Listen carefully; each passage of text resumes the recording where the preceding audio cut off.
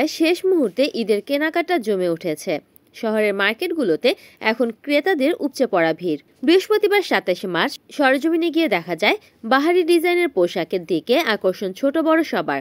নারীদের জন্য নানা রকম বাহারি রঙের শাড়ি, থ্রি পিস, ফতুয়া ও ছেলেদের আকর্ষণীয় পাঞ্জাবি, শার্ট প্যান্ট, বাচ্চাদের নানা ডিজাইনের পোশাক শোভা পাচ্ছে দোকানে। পাওয়া যাচ্ছে বিভিন্ন রকমের সুতি ও জর্জেটের থ্রি পিসও।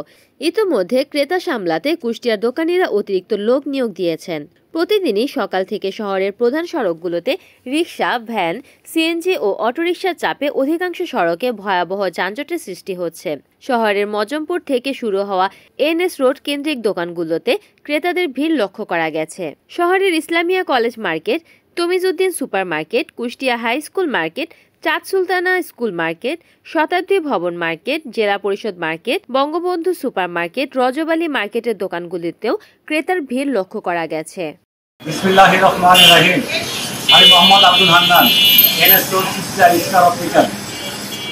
সামনে কয়েকদিন পরে আমাদের যেভাবে ব্যবসা হওয়ার কথা ছিল ইনশাআল্লাহ মোটামুটি সম্পূর্ণ হয়ে গেছি। এখন বাদ বাকি আমাদের যে 3 দিন 4 দিনের ব্যবসা আছে হয়তো আল্লাহ পাক কবুল করে নেবে আমাদেরকে।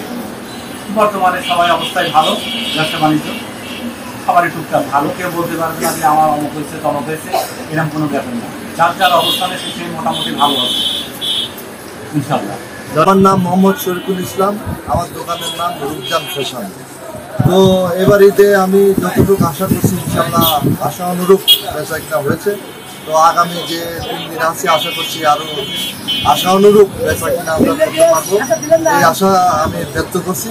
তবে ইনশাআল্লাহ আজকে যে পরিস্থিতি আমি দেখতে পাচ্ছি তাতে লোক সমাগম একটু কম, কারণ হলো আজকে 27 দিবাগত রাত্রি, এই কারণে হয়তো লোক সমাগম একটু কম হয়েছে। তো আশানুরূপ লোক সমাগম আগামী যে 3 দিন আছে ইনশাল্লাহ আমরা সেই লোক সমাগম পাবো এবং আশানুরূপ বেচাকেনা করতে পারবো।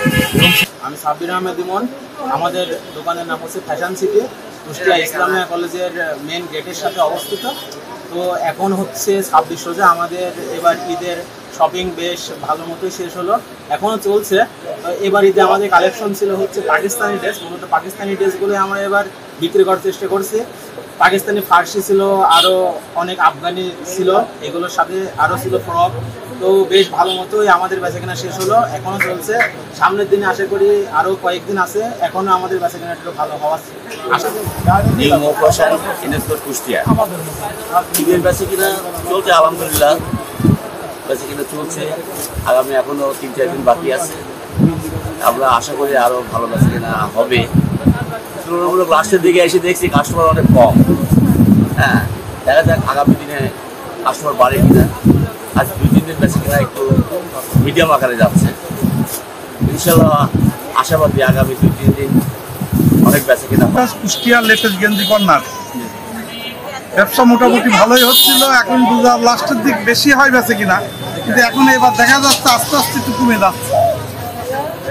এখনকার 4 দিন আছে, দেখা যাক কিভাবে হয় আর আগের থেকে এখন কিছুটা কম বেচে। রিপোর্ট করেছেন কুষ্টিয়া প্রতিনিধি মোহাম্মদ মঞ্জুরুল ইসলাম, এনএন টিভি।